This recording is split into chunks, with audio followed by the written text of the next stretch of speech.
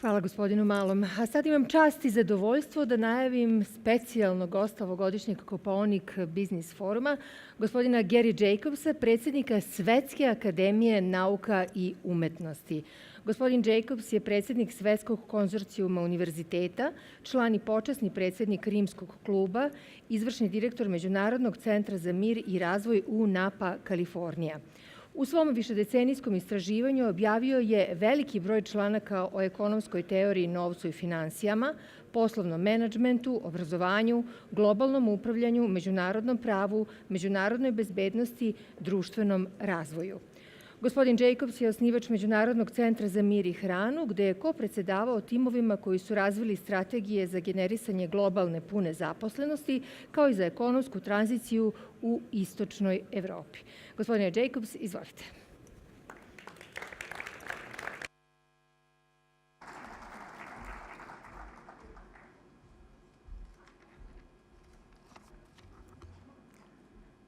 Good morning. It's a very great pleasure to be here, and I must say that listening to the presentations this morning was extremely refreshing, even a little breathtaking. This is my first visit to Kopaonik. My first visit to Belgrade was exactly almost the month 30 years ago when I came to meet a good friend, Dragoslav Avramovic, to ask him to partner on an international commission where we were studying the changes just at the end of the Cold War. I remember how proud he was to take me around Belgrade at that time and show how different this country was, this place was, from what was going on further east, and in one sense, from what was going on in the West. That this was a country with a unique spirit, with a unique history, with a unique pride and sense of self-reliance. I have not visited Serbia very often in the last 30 years. I did come last year and a few times earlier, but I have been going around to the countries of Southeast Europe quite a bit, conducted more than 20 conferences in the different countries, met with hundreds and hundreds of thought leaders and political leaders there. And I must say, I have not seen the spirit that I found here anywhere else in the region. And this is something I always, when I think of this country, when I think of your history, this is what I value most. This sense that we will determine our future. And this was a unique heritage of this country, even during the Cold War, when you set out on your own path that significantly differed from both what was going on both sides of you in the world. And I think it's critical, absolutely critical, not only for you, but what I'd like to explain for the rest of the world, that you continue on that. The results you've achieved over the last 5 years are truly remarkable. They're very impressive. And in many respects, an outsider from the region would say, well, after all, you've only overcome problems that maybe you created in the first place. You're only doing what other countries have done. You're only following a standard set of policies, but you have done it, and you have done it successfully. But I hope in the next 5 years, in the next 10 years, when people come here, when they come to look at what Serbia has done from here, not to catch up, not to imitate, not to follow the standard recipes that were absolutely essential because of the critical situation the country was in, I hope the word they will hear, the word they will say, is what we heard from the Prime Minister: creative diplomacy. Creative diplomacy. Why do I say that? I have not come here as an expert to give you advice. I'm sure you have had plenty of that. I had my own experience right at the end of the Cold War, working in the Soviet Union, just at the time when the country was breaking up. Dragoslav Avramovich was a close companion. We looked and watched the country, the region presiding over the largest robbery of public property in the history of the world. We saw long lines of experts from Washington and other places peddling the Washington consensus of saying this is the shortcut to your freedom, prosperity, and we saw what happened. In 1994, Mikhail Gorbachev asked us to come in and conduct a conference to talk about what's happening and what is really going on in this rapid restructuring. When we finished that, Drag Avramovich agreed to write a chapter for our report to the United Nations on what's wrong with this approach and what are the tremendous price in suffering that's going to go on behind it, because of it. But I'd like to talk now not about, I will come back in my remarks to some ideas that I hope you'll find relevant to this country for the next 5 years. But I'd like to spend a little time talking about what's going on in the rest of the world, to put this in perspective. Essentially to tell you that I believe following the standard procedures, the standard policies that have brought you this far are not a solution for Serbia's future, and they're not a solution for the world's future. We face today, the world faces today, unprecedented crisis, challenges, multidimensional challenges. I think much of this is going to be addressed in the next 2 days, I hope, of this conference. We have a political challenge which seems to have come out of nowhere. After all, at the end of the Cold War, wasn't this supposed to be the end of history? And finally, now authoritarian is over and communism is over, and now we can go ahead and really have a life of freedom and prosperity and unlimited growth. Why then? Why then do I, when I sit listening to you, am more conscious of the problems in my own country than here? Why do we see in the bastions of democracy a revolt, a revolution, a serious dissent from the institutions which we've been propagating for centuries? Why do we hear the President of the United States going back on the free market project which America has been advocating throughout the 20th century? Why do we see the UK talking about Brexit? These are questions of tremendous relevance to the world in the future. They're not an accident. They're not just a bizarre fact of the moment. They're not going to go away. In 1947, when the Mount Pelerin Society met in Switzerland, their goal was, these were people, brilliant intellectuals, idealistic intellectuals, and their main concern was that authoritarianism in any form, economic or political, should not threaten the freedoms of the Western world. And they didn't know how to handle that. They didn't know what to do about it. And so they said, after all, the one thing that we can count on is that if property is private, if economy is left free, major human freedoms will be preserved. It looked to be a very rational proposition at that time, I believe, put forth with the greatest of sincerity. But what's the reality today? The reality today is that our economic neoliberalism is the greatest threat to democracy in the world. That's the view I have. That's the view we've been studying and going around the world. We had a meeting at World Bank just 3 months ago on the same topic. Because the economic system that's working today for growth, and we do need growth, you need growth, no doubt, but what is that growth? Growth for what? Growth for who? Growth for what end?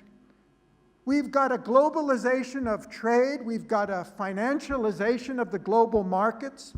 We've got growth that is benefiting a smaller and smaller minority at the top. And I'm sure most of you are familiar with the data, I don't have to cite them, to say that for an increasing portion of the population in the West, after the end of the Cold War, after the victory, quote, victory, we have living standards that are stagnant, people with less economic security, with less confidence in the future, youth who are more concerned, and that's the real reason why we've got youth in America finally for the first time since the 60s coming forward and saying, we must participate. We must do something to change this system. We can't live by a dogma that is increasingly marginalizing us. I'm not trying to minimize any of the accomplishments of this country. I'm happy, delighted to hear about them. I'm proud to know that you are doing this. But for me, it's not the philosophy that's the key. For me, it's the determination. The strength, the determination, the self-reliance. That's what you really have accomplished and demonstrated here, and that's what you need for the future. We don't need the whole world following the neoliberal model that's already we're disillusioned of in increasing numbers in the West. What's America going to do when Chinese state capitalism shows that it's a more competitive system than private sector economy? What are we going to do? We're going to put up the tariff barriers again? We're going to repudiate all of the policies we've been advocating for everybody else for a century? It's interesting, for those of you who know the history, that the UK became the leader in the advocacy of free trade after it was the dominant trading company in the country in the world, not before, not when everybody else was vulnerable, not when it was vulnerable, and that's what that's the fact. Do we have an economic system for the world that's really an answer for all humanity? Or if humanity's too big for you, for every Serbian? Not just the business leaders, not just the wealthy, but for every Serbian, because the future of our society is going to depend on that. You talk about growth. Growth is absolutely essential, but what growth do we want? We have an economic system today. There's a paradox. We have a unique paradox. We have a world with unprecedented social resources that we've never had before in the world. We have more than $150 trillion in global financial assets. But how much of it is it really being invested for human well-being and welfare, or even for the real economy and job creation? By most estimates, I'd say less than 15 or 20%. We have tremendous technological potentials, but how much are those technological potentials really being directed for the welfare of people and not just for economic activity? We've had tremendous gains from technology. We all enjoy them and all. We're organizing a conference with IEEE. Some of you may know that's the leading institution in the world, professional institution of electrical and electronic engineers.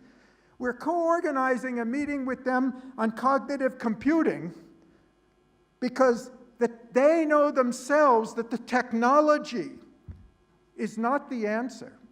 The question is, what's going to be the social impact of that technology? Is McKinsey right? Is World Economic Forum right that we're going to end up eliminating 40 or 50% of the jobs? Then what is this technology for? Are we going to change the system so that we tax robots and technology, that we raise high capital gains and be sure that the profits that companies make go to the people or go to the society? Because after all, no company invents the technology that we're using today. It's a cumulative benefit achieved by humanity as a whole. Are we prepared to reform the whole social and political and legal system to redistribute the benefits of the technology to everybody? If we're not, then what are we looking at? What are we asking for? What do we expect in the future? We're going to eliminate the jobs, then who's going to be the consumer for us? And which is the society we can live in? Seeing it in my own country, and for many of you who've been there, lived there, studied there, it's disconcerting. It's disconcerting for the whole world today. It's not going to go away just because one president goes away. This is deeper seated. This is touching the population. It's something that has to be addressed. And I think that's why we need the kind of creative diplomacy. We need the kind of new thinking. I don't see it coming out of my own country, I'm sorry to say. I met a leading economist from Yale a few months ago. He was a leading, internationally known labor economist, and I said, "Oh, you're a labor economist." "Well, I've done a lot of work on employment." And I started to engage in a discussion with him, and he said, "Oh, that's not my field." That's not your field. Employment is separate from labor. And then I said, "Well, you know, there's a lot of serious concern in Europe and within the universities among the young graduate students that we have to challenge this economic orthodoxy, where we're not even being taught the fact that there are 20 or 30 or 100 different theoretical perspectives on how economy works and should work. We're only taught one, and come out in the world, and then we find out there's a lot of diversity." And I said, "What's going on in America now?" He said, "We don't have that problem." He really frightened me. He said, "We are all teaching the same thing." Now that's really frightening. If we've solved all the problems we have, then okay, let's stop and quit while we're ahead. Economics today, we've got a tripled or a five-fold divorce in our economic system today. We've got our financial markets are more and more separated, divorced, separate, and I would argue even undermining the real economic growth of the world.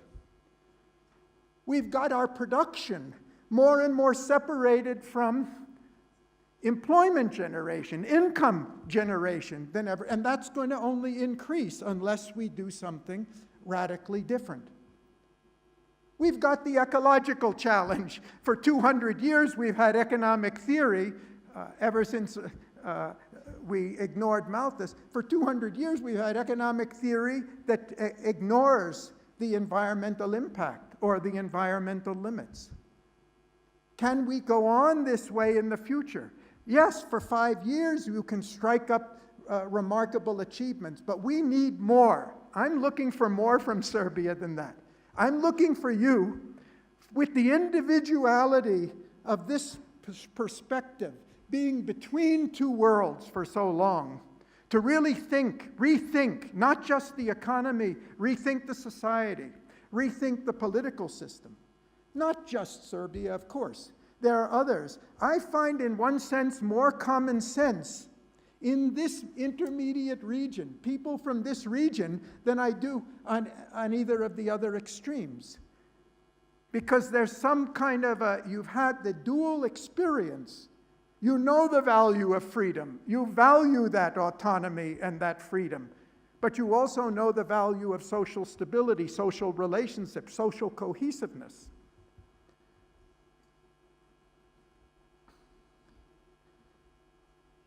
I was very happy to hear the Prime Minister talking about values.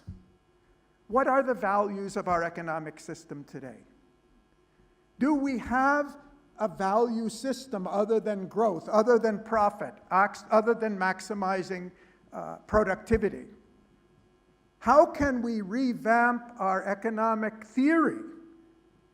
It's not just institutions and policies. Our problem starts with the way we're thinking. We've divided up reality piecemeal into so many parts. We've separated each as if it's an independent whole. We want to pretend that if we get the economics right, we'll automatically get the politics right, and we'll get the social stability right, and we'll get the ecology right. Is there anyone in the world, any institution in the world, that has taken all the goals that we can naturally aspire for? For convenience, we can talk about the 17 SDGs, because that's a good collective agreement of humanity on what we should be aspiring for. But has anybody worked out how can we achieve all these goals? Yes, we can achieve the growth by destroying the environment or by adopting technologies that raise inequality more and more. But can we achieve all of them? We need new thinking. We need new thinking, fresh ideas. By all means, borrow all the great sound ideas and policies and institutions and systems you can from anywhere in the world that's done it well. But realize, however well it's been done elsewhere, we don't have the answers today. We need new thinking, creative thinking, innovative thinking to realize we as humanity, it's not a question of blaming anybody. I'm a social scientist. I don't blame economists or any other scientists for the inadequacy of our theories. This is the greatest challenge that humanity's ever faced. Our success has been tremendous over the last 2 centuries, but our thought has not evolved far enough. We've balanced, or let's say, based ourselves too much on trying to imitate the natural sciences. We did a colloquium at CERN with physicists, and I said, we'd like to learn a lot from the natural scientists, and then we ended up in our discussion realizing the complexity of the challenges that are faced in the social sciences are infinitely greater than anything that exists in the purely physical world. There's nothing for us to be ashamed of if we don't have all the answers. We have taken up a much more complex problem. Because we're conscious human beings, we're individuals, we are value-based, and we need a social science that doesn't resemble econometrics of physics. We need a social science that's a human-centered social science, that looks and sees the relationship between economics, governance, society, environment, human security, physical security. We're now going back to the talk of the arms race that we thought we had buried and left behind 30 years earlier. So I would just like to, this is the context that we see, that we think we need your help. We need your help. We need the help of every open-minded person who's not lost in ideology or founded their whole career or their whole institutional basis on proving that theory that was outmoded 30 years ago. I would argue some of it was outmoded in the Great Depression, and the only reason that it wasn't fully rejected was because we introduced the New Deal, and then we had social democracy that was the great benefit and boon of Western Europe, which has been abandoned to such a large extent. And Western Europe looks a lot more like North America today than it did 30, 40 years ago. We've gone in one direction. We need an answer that really addresses all the issues. I know that there's been a great expectation in this country of joining the EU. For me, the EU is one of the greatest advances of humanity in history. Unprecedented experiment in history. But it's a partial experiment. We've tried to go ahead and forge economic union when the people in the nations of the EU still regard themselves as separate people, more concerned about their own welfare than the welfare of everybody else in the union. We've done economic union without the political union needed. And we've layer and layer and layer of rule and law and procedure we had a conference in Lisbon in which the foreign minister of Lisbon, who was a social scientist, said he found out after becoming the foreign minister that his real job was to go to Brussels and negotiate trade agreements and policy agreements, which were really decided not on any rule or logic or even economic principle. It was simply decided on who has the most power. And why is it that the power, it's the elephant in the room? Why is it not the center of economic thought? The thing that's governing the way our economies work today is not the rules of a free market, it's who has the power. Who has the power to exercise and impose on other people? We need a social science that honestly admits and recognizes that power is part of the equation. And all the formulas of our experience over the last 300 years, I mean our collective experiences, that the greater the distribution of power and the more equitable the distribution of power, the more successful the society is. Not just economically, politically, socially, in terms of peace and all. What are we doing about that today? What is our economic theory telling us about that today? Except people like Piketty and a few who are outspokenly concerned about it. I'd like to just mention a few areas where, and I say this out of my very limited exposure to Serbia today. But based on my experience, in addition to wonderful things I've heard from the finance minister and the prime minister about the things you're addressing in future. It was interesting when the prime minister talked about what we're going to do in future, it wasn't all the implementation of the policies that were necessary for balancing the budget and all. It was about building the society. There was talk of education. There was talk of e-governance. There was talk of social systems. There was talk of agriculture and ecology and all. And I think that's really where the great potential lies. And I'd like to mention 4 areas. In my career, I'm a business consultant. I've worked with companies from multinationals down to startups and small entrepreneurial businesses. In 1980, some of you may remember, 1978 to 1980, Chrysler Corporation lost more money than any company in history at that time. By today, it's small change, but at that time, it was a lot. And all the predictions of the experts on Wall Street and the experts in Detroit was, Chrysler will be out of business in 6 or 12 months. At that time, myself and a small group, we did an independent study of Chrysler, and we wrote to Iacocca and said, certainly the experts are right, this is possible. Chrysler could be out of business.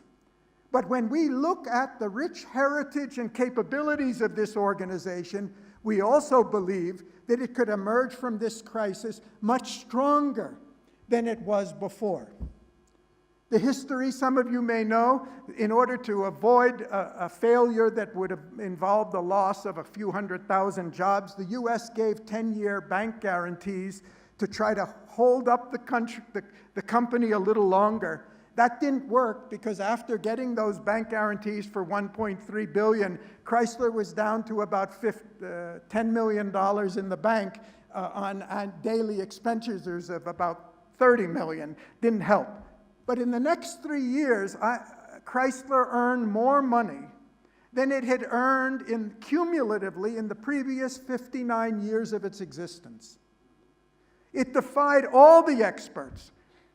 People were saying Lee Iacocca for president. But to pawn it off or just say it's because of a brilliant single individual, and he deserves credit for what he did, is to miss the point. The organization which everybody thought was dead had this much of potential in it, which even the experts missed. They had written it off, like so many of the public sector companies in Eastern Europe were written off and closed down because they were deemed to be unsalvageable. 1984, we went in and did a study of Apple Corporation, and I was talking to my co-author about the great future potential of Apple, and then 6 months later, the board threw Steve Jobs out. They just threw him out. And over the next 10, 11 years, Apple's market share went from 15% to 5% in the US market. It was much lower elsewhere. And then they brought Jobs back. And when they brought him back, the business press interviewed Michael Dell, who at that time was not just founder, but CEO of the then largest PC company in the world. And they said, "What's your advice to Jobs?" He said, "My advice to Jobs is that he liquidates all the assets and returns whatever is there for the shareholders, because Apple doesn't have a prayer in the world." And in 12 years, Apple was the most valuable company in the history of the world. So my first point is, this is true not only of the big companies, not only of those that have great leaders. This is true of companies that, in my own experience, of all levels, even in industries which are dying and going out of business, even in companies that are considered. So one of my suggestions is, apart from whatever else you're doing, look at a program to massively upgrade the quality of management. I'm not just talking about financial management. I mean people management, organizational management, customer relations, production management, in as many companies as possible, big and small. It's very encouraging that I saw the demonstration, the presentation last night. You have 200 digital startups in the country. Why not 2,000? Why not 20,000? But if your MBA program here is anything like the MBA program that's being taught in other parts of the world, we are not really teaching our youth to become successful entrepreneurs. We're teaching them to do functional work as accountants, to work in banks or insurance companies, or perform marketing roles. An entrepreneur has to understand business in its totality. So look at the potential of all your existing companies. Come up with a program to see how you can elevate the performance. My own very conservative estimates, a minimum, we can improve the performance of the companies in the country on an average of 25% in 2 or 3 years. What will that do to your growth? What will that do to the employment? Instead of paying foreign companies to come here and create jobs, for whatever reason, why shouldn't we be investing that money to develop the people here, the dynamism here, the entrepreneurial capacity here that you already have?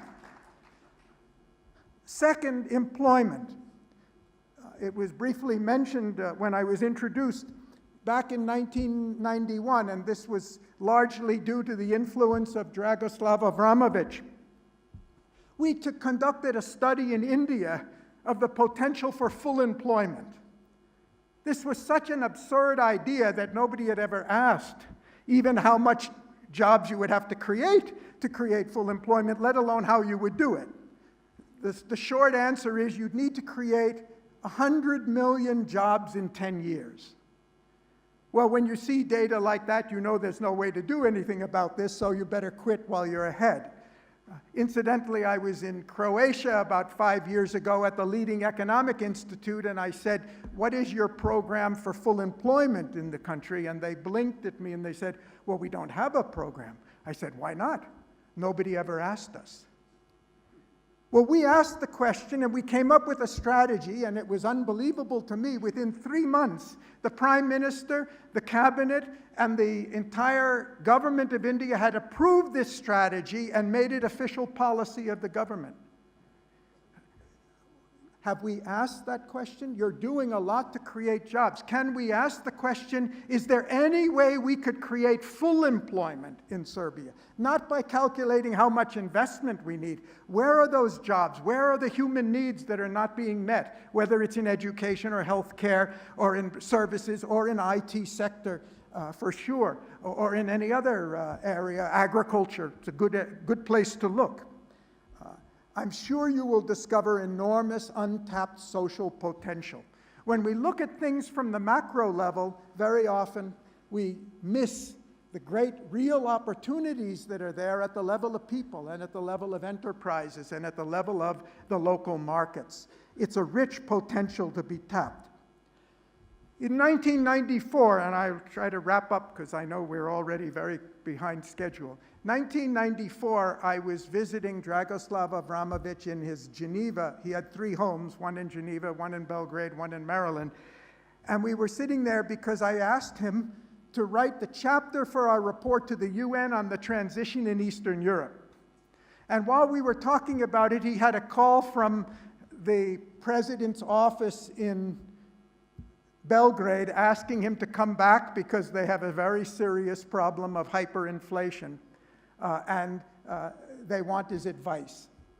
And we discussed it because we had been looking at a solution for hyperinflation in Russia at that time. Well, you know the rest of the story. He came back, he presented to the cabinet. The cabinet asked him, what are the chances that this could work?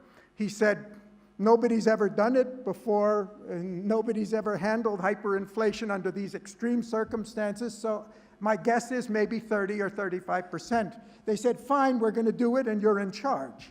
And they made him the governor of the bank to do it.